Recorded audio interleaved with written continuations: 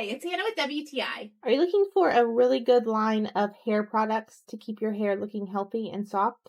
The older I get, the more important this is to me because the more damaged I feel my hair gets. I recently started using this OGX Bond Protein Repair line. It is really nice. This is the shampoo.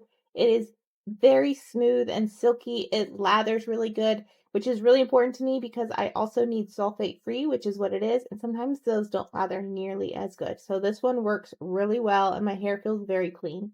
The conditioner also very nice. It is thick and smooth, glides easily in my hair, and after I smooth it all in, it feels so good and smooth. It rinses out easy and my hair doesn't feel heavy afterwards once I get everything dried. I've also been trying this serum.